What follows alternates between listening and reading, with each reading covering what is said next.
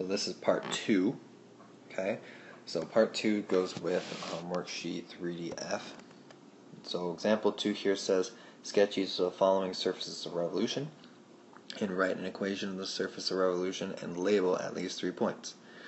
So before we can sketch anything, if you notice, your graph, or your equation here, says parabola z squared equals 2y. So that's an equation for a parabola, but not an equation of a surface of revolution in 3D, because it only has 2 dimensions right now. But it also says that it is about the y-axis. So that kind of goes with our thought process before. So this is the axis of rotation, or revolution, that we were talking about before. So the plane that creates the circles is perpendicular to this. So the xz plane is perpendicular to the y-axis. So that should give us our circles in that plane. Now, what we need to do, or that knowledge, helps us out in the way so that if I have this equation here, I need to change it so it makes it into a surface of revolution. So I need to add something, or some stuff, or maybe even change some things so that it meets that requirement. Okay? So right now you have a parabola, okay, of 2 dimensions. You want another parabola so that when you go around it you get circles. Okay? Now I notice that I don't have an x. Okay? Now, because of this perpendicular plane to the y-axis, that means that, like our equations before, we wanted the x, or those 2 variables, to be the same to create circles, so they have the same coefficient. So since you already have a z squared, you want to add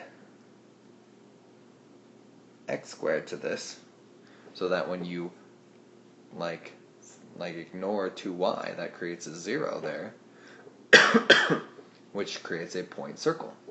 So just doing that gives me a point circle for my graph. Now the other ones, because we've already said that in the yz plane it's a parabola, so in the other one now, because we added x squared, if you blot out z squared, that leaves us with a parabola as well. So I've got 2 parabolas and a point circle. So let's make our graph here.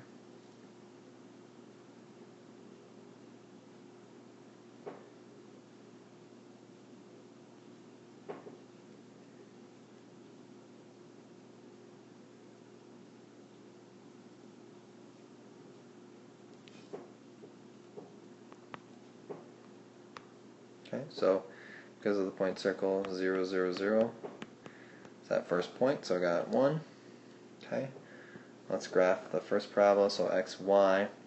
So because I'm ignoring the z, my equation is x squared equals 2y. I'm going to move the 2 over, so everything that changes your number is on one side. So now when I make my t-chart, for nice numbers I'm going to plug in -2 and 2, so that gets me 2 and 2 for both. Okay, so when I graph this,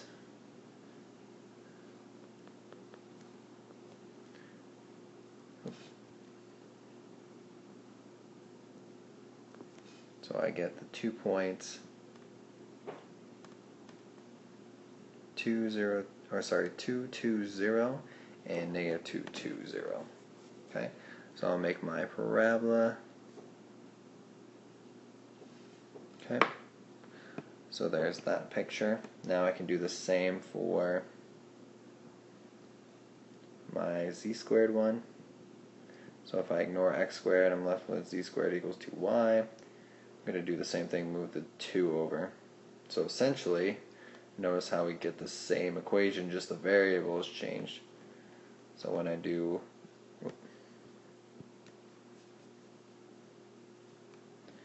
when I change my variables, plug in the same numbers, I get the same numbers.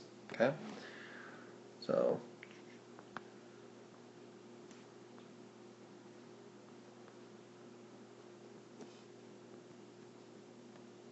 now I'm just going to label all my points so you know what my numbers are.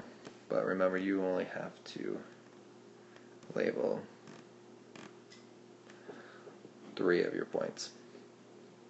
So now I know that it's opening towards the y-axis, and because I have 2 parabolas, I'm creating a circular like inside. So I'm going to connect all those points to each other. Okay, now about I pick a different color so you can see the circle better. Okay, so that should be a circle. However you want to shade it is up to you. Okay, so then that would be my graph. Okay, so let's move on to the next one. Here I have a line where it's y equals 4x about the y-axis. So same kind of deal. This is going to be perpendicular to the xz plane. So then when I look at my traces, that's where I should get a circle. Since it's a line though, that one's probably going to be a point circle because the lines are going to intersect at the origin, because notice how there's no y-intercept there, or yeah, y-intercept there in this case. So here this is just one line. Okay, remember that all of them always create 2 lines, so really you know from this that it should be y equals plus or minus 4x. Okay, now to recreate what equation gave you this line, because really this is just a cylindrical surface in 2D or in 3D right now because you don't have the z squared. So let's recreate it by, instead of square rooting, I want to square. So square both sides, which gets rid of your plus minus. So then that leaves me with y squared equals 16x squared. Okay. Now you can move it all to one side if you want. And you could do it either way. You can move your x squared over, or you can move your y squared over. I just moved my x squared over here. So right now I have this. Now I also need my xz. Okay, so then I need this to be the same. So actually it would probably make more sense to get a circle because it's going to be negative. How about we move our y squared over, because I probably want my x squared to be positive. So let's move y squared over. So that gives me 16x squared minus y squared equals 0.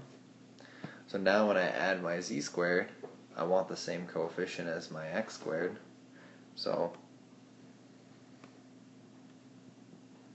I'm just going to add in 16z squared equals 0. Okay, so now I have my equation that I want. Now I just need the graph.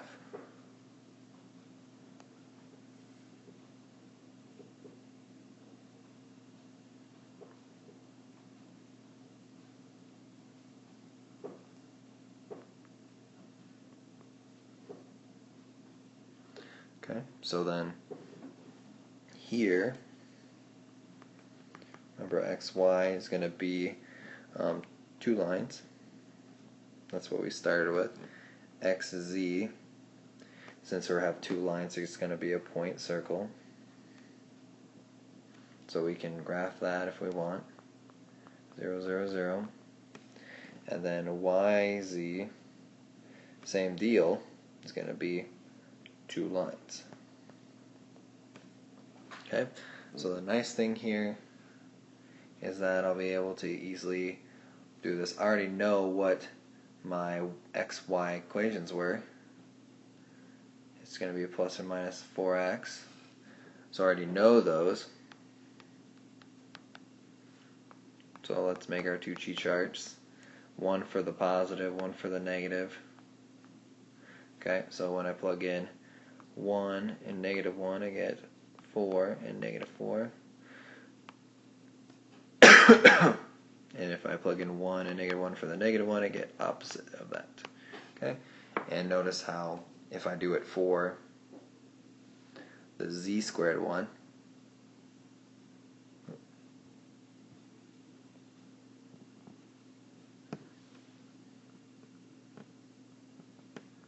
for the positive one, because you're going to get y equals plus or minus 4z anyway. So then that gets you positive -4 and -4, positive 4. Okay? So all those points we've seen kind of before. Okay, so let's graph the x equals plus or minus 4x, or sorry, y equals plus or minus 4x first. So 1.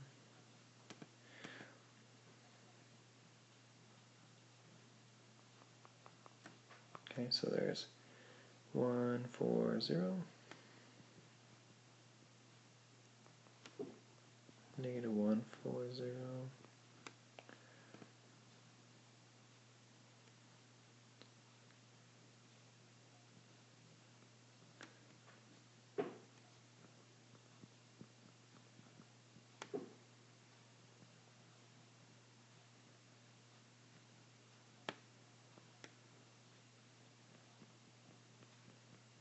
Okay, so here we can connect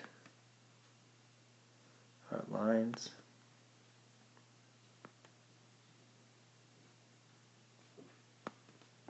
Okay, and then let's do the same for the YZ ones. So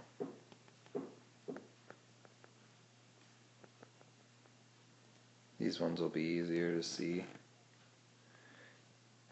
because they're in the normal 2D plane. So connect those lines.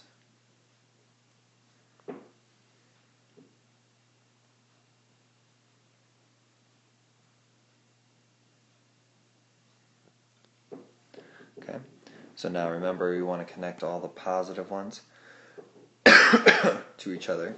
So here, because your point circle happens in the XZ plane, that means that nothing's going to cross that XZ plane at all. So everything on the positive Y side will be together. So here, that would mean that this one's positive, this one's positive. Look for all your points that have a positive Y value, so that one and that one. So all these ones will connect.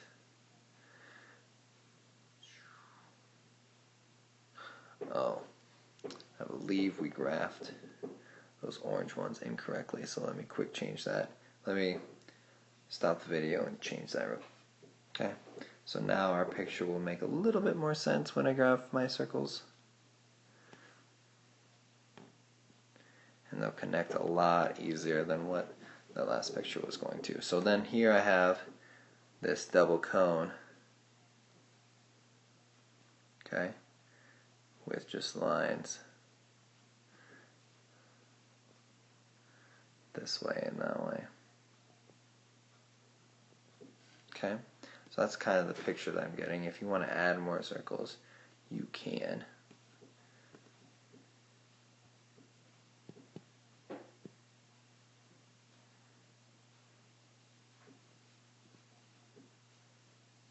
Okay, well, that's basically my picture.